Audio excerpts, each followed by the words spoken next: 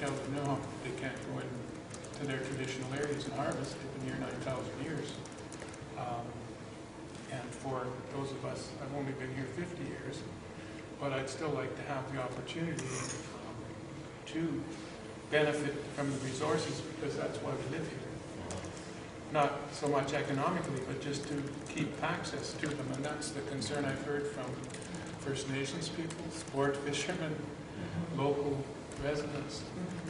And I think that has to somehow be addressed within the process.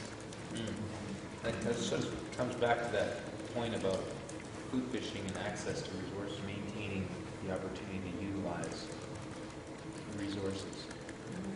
Because whether we agree with it or not, that this area of the coast was designated the Great Bear Rainforest from people from outside, that carries some things with it that can limit our access, enjoyment, and use.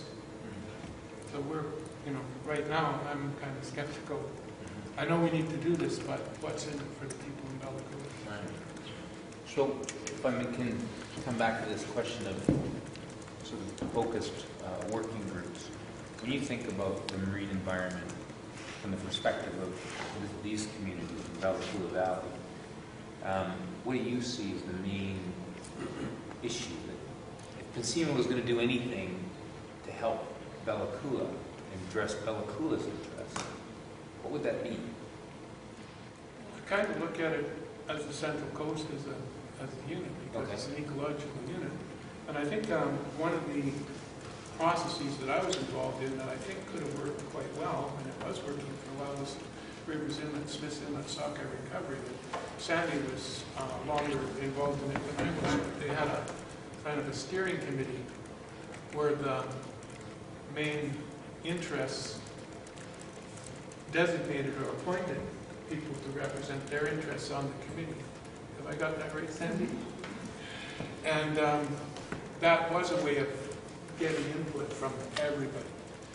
But as far as how that interest was weighted, that was a little bit of an issue. Because we were under a lot of pressure from the commercial fishery, because for almost 100 years, Rivers Inlet sustained the commercial fishery. It doesn't anymore. We just wanted to bring the fish back. After that, people could argue over them. That process had a facilitator as well, right? Somebody that was dedicated and paid, not necessarily by the department at different, over the years it's had different funding sources, but it needed someone to be in charge of the process, to bring people together, to inform people, to follow up on who was supposed to deliver what at the meetings and the meeting minutes, etc. And if you don't have a dedicated person or people, again, I'm not sure exactly the role of the planning office in relation to this committee, but you have to have the people, the right people, making sure that things continue to move along and that everyone's informed and everyone can participate. With regards to this meeting, I know Hugh had mentioned it, is that not really many people knew about it. And we talked about this at coffee, and I just thought I'd bring it up, is the fact that, a mass email was sent out with invites, but we don't think anybody got it. And it was in the newspaper. 6 o'clock, people would just be getting home from work and would be going to eat. Exactly. That's a major problem. 6 o'clock was a bad time. 7 o'clock would have been better. But I don't think, the key people that we thought would be here because they had received invites hadn't, as far as we know. And we could have easily made phone calls to get some of them here if we would have known that. But we didn't find out until we got here, and it is 7 o'clock and nobody's here. So, it's kind of disappointing because I'm thinking we could have at least had 3 tables for the people that we know should have been here. Right. Yeah. I felt kind of bad about that, because I just assumed that they were notified, you know what I mean? And Yeah, I did too. Can I add on a little bit to what Rusty said? And I brought it up earlier about marine protected areas. Yeah. And we need to go through those. And of course, with the new conservancies, they're established without prejudice to Aboriginal rights and titles. So traditional things will go on in those conservancies. We need to make sure that gets dealt with in the marine portion. It's the same for local communities too. We maintain our right to be able to access the resources. But if the resources aren't there to access, what's the point? So rehabilitation and enhancement are a big part of it. And that's what I brought up a little bit earlier too. I said it all goes to speak to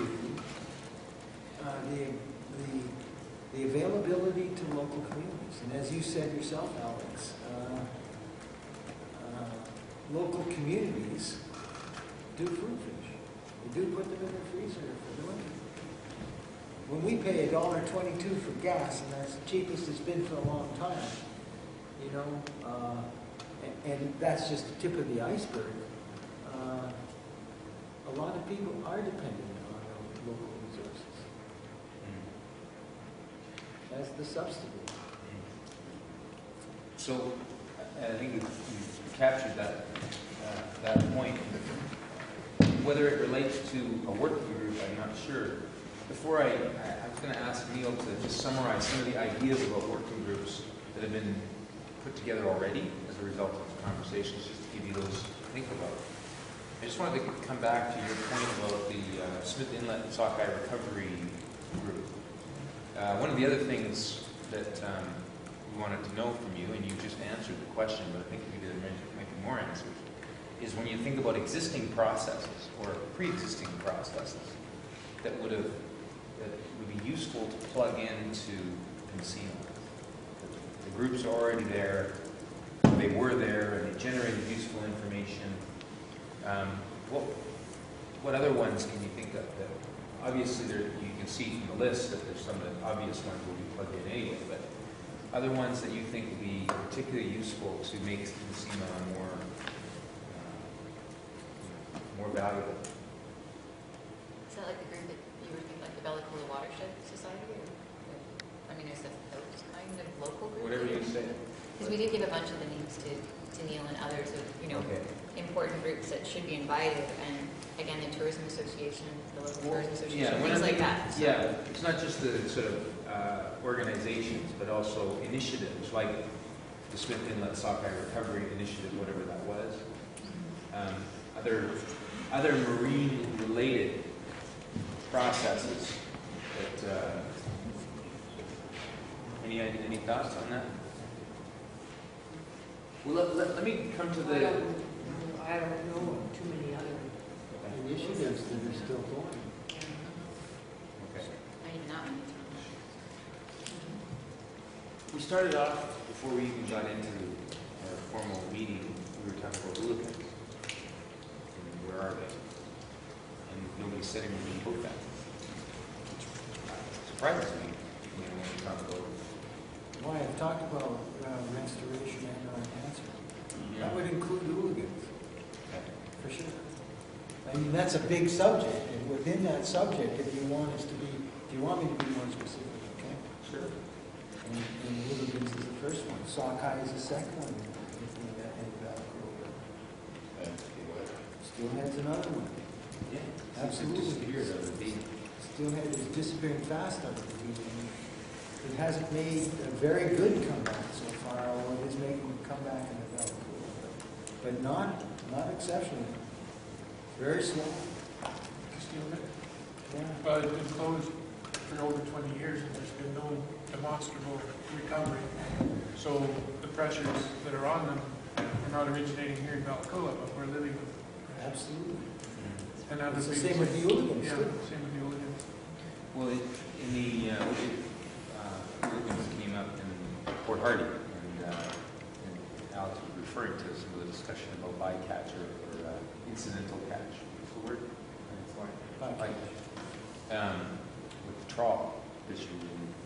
And there was a suggestion that a working group should focus on those issues of bycatch and the